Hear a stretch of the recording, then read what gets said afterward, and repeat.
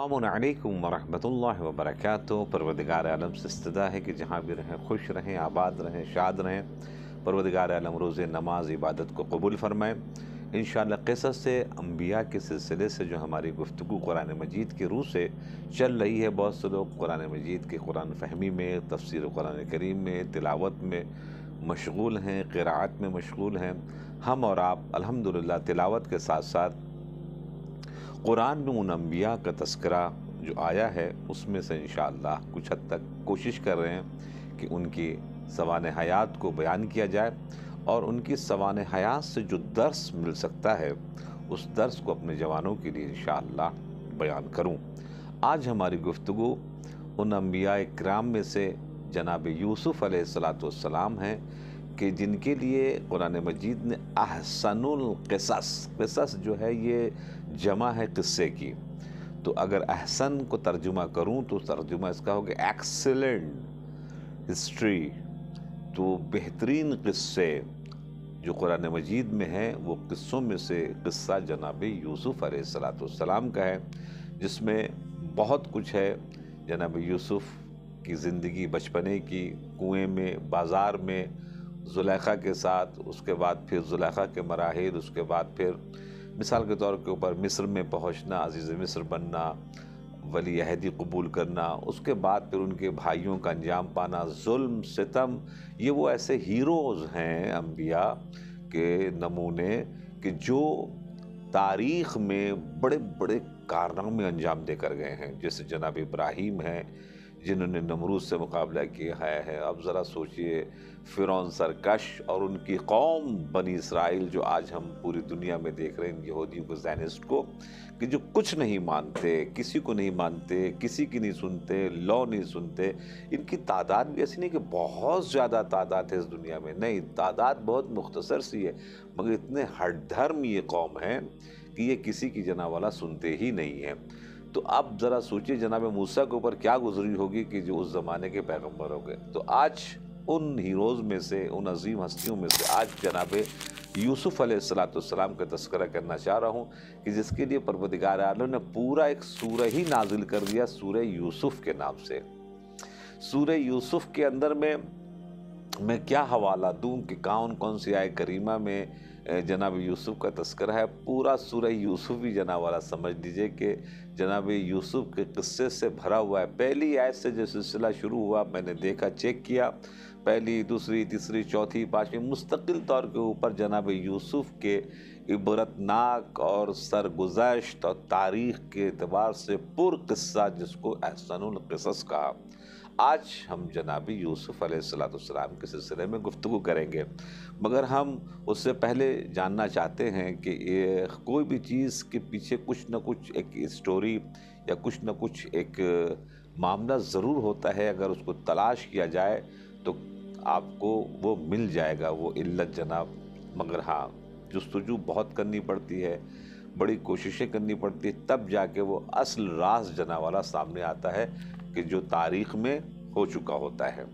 खिदमत में आप किस करें कि एक रिवायत है इमाम ज़ैनुल आबिदीन अलैहिस्सलाम से, जिस रिवायत को इमाम जाफ़र सादिक़ अलैहिस्सलाम ने इरशाद फरमाया, और वो रिवायत अबू हमज़ा सुमाली के ज़रिए से सामने आई कि चौथे इमाम मस्जिद नबवी की तरफ जा रहे थे। अपने ग़ुलाम से कहा कि ख़याल रखना, कोई भी अगर हमारे दरवाज़े के पास से साइल गुज़रे और अगर वो सवाल करे तो उसको खाली हाथ वापस मत भेजना, वरना वो हाल होगा, वो हशर होगा कि जो हशर जनाब यूसुफ़ और याक़ूब के साथ अंजाम पाया है। तो एक छोटा सा इशारा देकर जनाब चले गए, मगर इसके बिहाइंड जो स्टोरी पूरी सामने आई है वो स्टोरी जनाब वाला मैं बयान करना चाहता हूँ। चूँकि इसलिए कि सूरह यूसुफ़, क़िस्सा यूसुफ़ का जो पूरा महवर जो है इस हदीस के पीछे जनाब वाला मुझे नज़र आया, जिससे मैंने चाहा कि अपने बच्चों को ये वाक़े के सिलसिले से, इस रिवायत के सिलसिले से बाखबर करूँ। अल्हम्दुलिल्लाह बुज़ुर्गान तो बेहतर जानते हैं। तो फिर उसका किस्सा ये है कि जनाब याक़ूब के घर में माशाल्लाह से बड़ी फैमिली थी, तो हर रोज़ एक गोस्फन जो है, यानी एक बकरा जो है ज़िबा होता था। उस बकरे का एक हिस्सा जो था वो وہ غریبوں میں تقسیم کیا جاتا تھا، اور زیادہ حصہ جو ہے چونکہ فیملی بڑی تھی گھر ہی میں یوز ہوتا تھا، ہر روز ایک بکرا جناب ذبح کر دیتے تھے۔ تو ایک دن ایسا بھی ہوا کہ ایک سائل آیا جو بڑا مقرب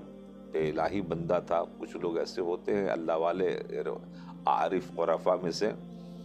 کہ جو ظاہر نظر نہیں آتے، مگر وہ عند اللہ کے نزدیک ان کا مقام ہوتا ہے، ان کی عزت ہوتی ہے۔ تو وہ جو فقیر جو تھا، وہ جو مسکین جو تھا، وہ شہر سے نہیں تھا، اس نے آنے کے بعد جناب یعقوب کے دروازے کے اوپر دستک دی اور کہا کہ میں بھوکا بھی ہوں، میں روزے سے بھی ہوں اور مسافر بھی ہوں، لہٰذا جو آپ کے گھر میں کھانا بچ گیا ہو اس میں سے مجھے جناب والا آپ دے دیں۔ اس نے بارہا تقریباً تکرار کیا اور آخر میں اسے کوئی بھی رسپانس نہیں ملا، اور ولی اللہ میں سے تھا وہ۔ ایک مرتبہ مایوس ہو کر جب اندھیرا ہونے لگا، رات کافی کی طرف پڑنے لگی، تو سمجھ گیا کہ ہمیں کچھ ملے گا نہیں، لہٰذا وہ وہاں سے مایوسی کے ساتھ جو واپس آیا، اسی بھوکے پیٹ میں وہ سو گیا، اور اسی بھوکے پیٹ میں اس نے دوسرے دن کا روزہ بھی رکھ لیا۔ مگر ہاں، اس واقعے کے بعد جناب یعقوب کے پاس جو ایک پیغام آیا کہ میرا ایک بندہ آیا تھا اور تمہارے دروازے پر کھڑا رہا، اور مجھے میرے اس بندے کو کچھ بھی نہیں ملا، جیسا کہ جناب یعقوب کو اس کے سلسلے میں خبر نہیں تھی، مگر ہاں چونکہ واقعہ تو ہوا تو ان کے گھر کے اوپر، تو لہٰذا ہوگا بھی معاملہ یہیں پر کچھ،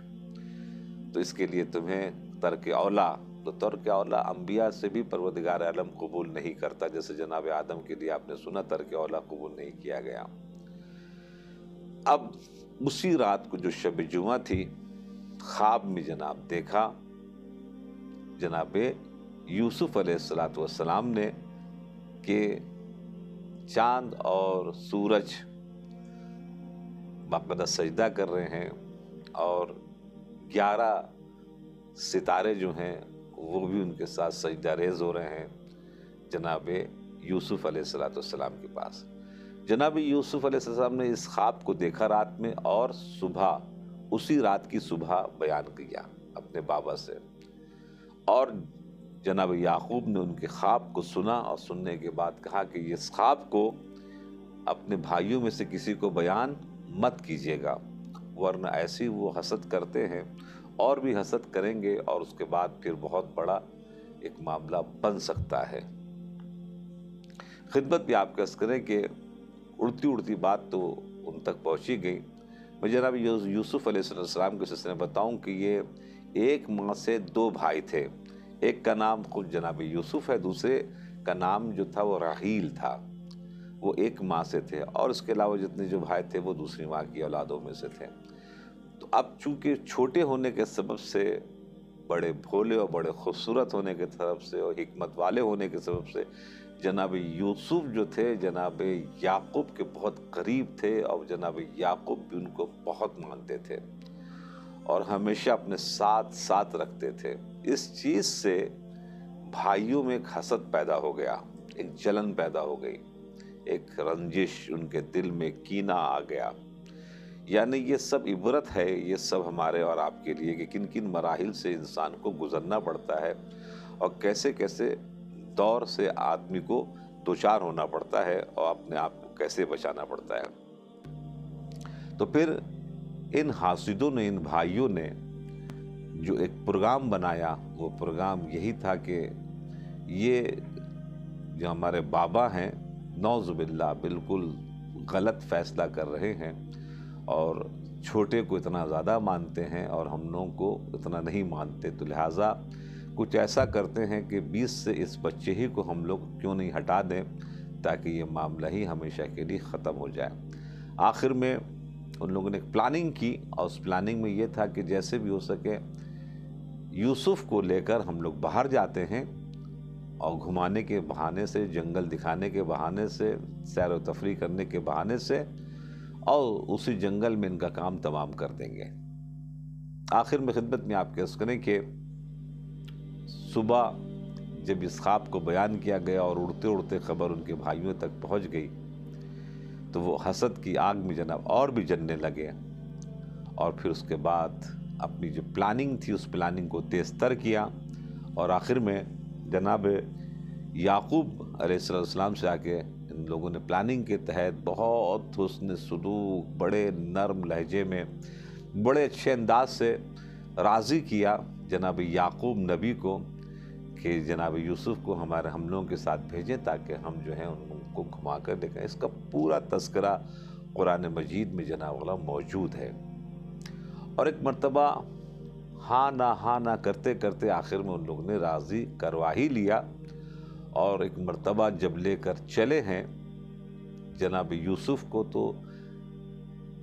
تفسیر میں ملتا ہے قرآن مجید کی کہ جناب یعقوب رو رہے تھے، آنسو ٹپک رہے تھے، اور ساتھ ساتھ چلتے رہے شہر کے بالکل اس سرحد تک جہاں سے شہر ختم ہوتا ہے۔ اور پھر ایک مرتبہ جیسے ہی شہر ختم ہوا اور پھر ان لوگوں نے وہ اپنی حرکتیں انجام دینا شروع کی کہ چونکہ ان کو حسد تھا، جنگل میں داخل ہوئے، اور جناب یوسف کو قتل کرنے کے سلسلے سے جب گفتگو شروع ہوئی تو ایک نے مشورہ دیا کہ انہیں مارو مت ورنہ مجرم ہو جاؤ گے، لہٰذا ایسا کرتے ہیں کہ اس کو کنویں میں گرا دیتے ہیں تاکہ کوئی بھی یہاں سے قافلہ گزرنے والا ہوگا پانی لینے کے لیے مثال کے طور کے اوپر وہ آگے پڑے گا اور یوسف کو اپنے ساتھ لے کر چلا جائے گا، تاکہ ہم لوگ اس جرم میں شریک بھی نہ ہوں۔ جس کے اندر میں تھوڑی سی سمجھداری تھی، یہ جناب اس نے مشورہ دیا، یہ اس مشورے کے اوپر عمل ہوا۔ ان لوگوں نے سب سے پہلے بہت مارا ہے جناب یوسف کو، روایت میں ملتا ہے، اور پھر ایک مرتبہ رسی باندھ کر ان کو اتار دیا پانی کے اس سرحد کے قریب تک۔ پرانے زمانے میں جو کنواں اس انداز سے بنتا تھا تو جہاں پر پانی کی سرحد شروع ہوتی تھی وہاں پر چھوٹا سا ایک ایسا پشتہ بناتے تھے کہ اگر کسی کو وہاں تک نیچے اترنا پڑے تو رسی باندھ کر اتارتے تھے، اور وہاں تک اس کے بعد پھر جو کچھ صاف صفائی کرنا پڑتی تھی اور پھر اس کو اٹھا لیتے تھے۔ ایسی رسی باندھ کر جناب یوسف کو وہاں پر اس جگہ پر جو پانی کی سرحد تھی کنویں کے اندر میں، وہاں تک ان کو اتارا، اور اتارنے کے بعد رسی کو چھوڑ دیا۔ اب جناب یوسف کو جب اتارنے کا مرحلہ آیا تو ان لوگوں نے کہا کہ ثبوت کے طور کے اوپر ہم کیا پیش کریں، تو کہا کہ ان کا کرتا اتار دیا۔ تو بڑے جناب یوسف نے بڑی کوشش کی کہ یہ کرتا نہ اتار سکے، یعنی ان کو لنگے بدن کر دیا گیا، اور اسی کرتے کو لے کر وہ ان لوگوں کو واپس آنا تھا ثبوت دکھانے کے لیے کہ بھیڑیا کھا گیا جناب یوسف کو۔ اب جب ایک مرتبہ گرا دیا اس کے اندر میں، اور آج جناب یعقوب کے پاس یہ روتے پیٹتے ہوئے واپس پہنچے ہیں، آنسو بہاتے واپس پہنچے تمام بھائی کہ ہمارے بھائی کو بھیڑیا کھا گیا۔ جناب یعقوب نے ایک مرتبہ اس قمیص کو بہت غور سے دیکھا، اور دیکھنے کے بعد رو بھی رہے تھے، اور روتے روتے کہنے گے بھیڑیا کتنا زبردست، باطل کتنا بھی چالاک ہو، غلط جتنے بھی چالاک ہو، کہیں نہ کوئی غلطی جناب ضرور کر دیتا ہے، باطل جو ہوتا ہے۔ تبھی جتنے بھائی تھے سب باطل پر تھے، ان لوگوں نے غلطی کیا کی، اس میں بکری کا یا بھیڑیے کا خون تو لگایا، روایت میں ملتا ہے، مگر ہاں کرتا پورا صحیح و سالم تھا۔ جناب یعقوب کہتے ہیں کہ وہ بھیڑیا کتنا اچھا تھا کہ جس نے ہمارے یوسف کے اس کرتے کو کہیں سے بھی نقصان نہیں پہنچایا، یعنی یہ اشارہ یہ تھا کہ وہ سمجھ رہے تھے کہ یوسف کے ساتھ کیا ہو گیا ہے۔ پیغمبر تھے، نبی تھے، مگر ظاہری طور کے اوپر جو حکم بجا لانا رہتا ہے اللہ کی طرف سے، پیغمبر وہی کام انجام دیتے ہیں کہ جو ان کو حکم دیا جاتا ہے۔ تو انہوں نے نہیں بتایا کہ مجھے پتہ ہے کہ تم لوگ جھوٹ کہہ رہے ہو، بلکہ وہ ان کے ساتھ وہ روتے رہے اور سمجھ گئے۔ چونکہ جناب یوسف کے لیے بھی ملتا ہے کہ جس وقت ان کو کنویں میں پھینک رہے تھے تو اچانک وہ روتے روتے مسکرانے لگے تو وہ لوگ اس مسکراہٹ کو نہیں سمجھ پائے اور بہت پریشان ہوئے اس مسکراہٹ کو دیکھ کر کہ فطرتاً یہ ہے کہ انسان پریشان ہوتا ہے اور کیا کیا جائے کیا نہ کیا جائے۔ مگر آخری جملہ کہتا ہوں، چونکہ میں نے کہا کہ اس کے لیے 2 ایپیسوڈ بنے گا تاکہ یہ بات مکمل کی جا سکے۔ مسکراہٹ ایک امام حسین کی بھی تھی کربلا کے میدان میں، جب شمر کا بالکل آخری خنجر چلنے والا تھا تو امام حسین جو ایک مسکرائے، اس مسکراہٹ کو یزیدی آج تک برداشت نہ کر سکے اور آج تک سمجھ نہ سکے۔ کیوں؟ اس لیے اپنے ذہن ناقص کے اعتبار سے وہ یہ سمجھ رہے تھے کہ ہم جنگ جیت گئے اور ہم نے اپنا ہدف پا لیا، ہم اپنے مقصد تک پہنچ گئے اور ہم نے قتل کر دیا۔ اسی طریقے سے جناب یوسف بھی مسکرائے، تم یہ سوچ رہے ہو کہ تم نے جنگ جیت لی اور تم حسد کی آگ میں جو جل رہے تھے، اب تم اپنے اعتبار سے اپنے ہدف پر پہنچ گئے۔ مسکراہٹ میں جواب یہ ہے کہ یہیں سے ہمارا عروج شروع ہوگا جس کو تم نے زوال سمجھا ہے، اور یہیں سے تمہارا زوال شروع ہوگا جس کو تم نے عروج سمجھ لیا ہے۔ اور حقیقت بھی دوستو ایسے ہی ہوا۔ اس قصے سے ہمیں اور آپ کو کیا ملا نتیجہ؟ اس قصے سے ہمیں اور آپ کو نتیجہ یہ ملا کہ لاکھ آپ کچھ بھی کر لیں، آپ کے پاس طاقت بھی ہو، آپ کے پاس سورس بھی ہو، آپ کے پاس پیسہ بھی ہو، سب کچھ کر لیں، مگر ہوگا تو وہی جو اللہ چاہے گا۔ پوری کی پوری طاقت لگا دی اس زمانے کے اس 11 طاقتوروں نے، مگر ہوا وہی کہ یہ 11 کے 11 فقیر بن کر جناب یوسف کے دروازے پر آئے۔ اب اس مسکراہٹ سمجھ میں آئی۔ آج پوری دنیا میں یزید ایک گالی بن گیا، یزید ایک لعنتی بن گیا، اور آج پوری دنیا میں حسین حسین ہو رہا ہے۔ کوئی بھی دنیا کا کوئی حصہ خالی نہیں ہے جہاں پر امام حسین کا جلوس، عزاداری، ماتمداری الحمدللہ وہاں نہ ہو رہی ہو۔ سب جگہ پر ماشاءاللہ ذکر اہل البیت ہو رہا ہے۔ وہ ہے مسکراہٹ امام حسین کی۔ تو کیا سوچ رہا تھا کہ تو جیت گیا؟ نہیں، ظالم کے اور کافر کے اور جو بھی حاسد ہے، متکبر ہے، اس کے نصیب میں ہار لکھی ہوئی ہے۔ اس قصے سے ہمیں اور آپ کو سمجھنا چاہیے، جیسے کہ بش 45 ملک کو لے کر آیا عراق کے اوپر قبضہ کرنے کے لیے، پورے میڈل ایسٹ کے اوپر قبضہ کرنے کے لیے، اور جب صدام کی حکومت کو گرا دیا اس نے، اور گرانے کے بعد ایک کچھ دن تک تو گورنر کا رول چلا، آخر میں پھر اعلان کرنا پڑا کہ وہ الیکشن ہوگا، اور اس کے بعد پھر الیکشن کے بعد جو ہے وہ حکومت بنے گی اور ڈیموکریسی جناب شروع کی جائے گی، کنگڈم ختم ہوگا۔ یہ تو پھر سسٹم کے اعتبار سے تو ماننا ہی پڑے گا۔ جیسی ہوا آغا سستانی کا حکم آیا اور سب نے ووٹ دیا، الحمدللہ شیعہ 80% تھے وہ سامنے آ گئے، حکومت شیعوں کی بن گئی۔ تو بلیئر نے اور بش نے، جو اس زمانے کے 2 ایسے سپہ سالار تھے جو جنگ کو لیڈ کر رہے تھے، لیڈر تھے اس تمام مراحل کے، ان لوگوں نے ایک ہی جملہ کہا تھا، we did wrong. We did wrong کے اندر میں سب کچھ تھا، یعنی اس کا مطلب یہ ہے کہ ہمارے پاس طاقت بھی تھی، پیسہ بھی تھا، یونائٹڈ نیشن بھی تھا، عرب لیگ بھی تھا، پوری فوج بھی 45 کنٹری کی تھی، مگر ہوا وہی جو وہ چاہ رہا تھا، جس کو اردو کے محاورے میں بڑا اچھا جملہ کہتے ہیں کہ نہ ہینگ لگی نہ پھٹکری، رنگ بھی آیا چوکھا۔ سب کچھ خرچہ ان کا ہوا، حکومت ماشاءاللہ شیعوں کی بنی۔ یہ ہے واللہ خیر الماکرین۔ اللہ جو ہے اس کائنات کا سیاست مدار ہے، وہ ڈیسیشن میکر ہے۔ تم کو جو کچھ کرنا ہے کر لو،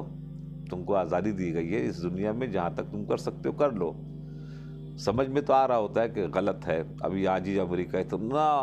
ٹیکس کے پیسے کا اسلحہ یوز کر رہا ہے پورے دنیا میں انسانیت کو مارنے کے لیے، شہروں کو برباد کرنے کے لیے، ملکوں کو برباد۔ اگر یہی پیسہ ایجوکیشن میں، یہی پیسہ اگر ڈیولپ کرنے کے لیے، کنٹری کے لیے یوز کیا جائے تو پوری دنیا سے جناب غربت ختم ہو جاتی۔ مگر یہی ہے شیطانت، اسی کو بولتے ہیں شیطانت، روحانی نمائندہ اور شیطانی نمائندہ۔ تو اپنا بہت خیال رکھیے گا اور انشاءاللہ دعاؤں میں یاد رکھیے گا۔ یہ انشاءاللہ چونکہ اس کا دوسرا ایپیسوڈ بھی آئے گا، تب تک کے بعد جو ہے مکمل ہو جائے۔ والسلام علیکم ورحمۃ اللہ وبرکاتہ۔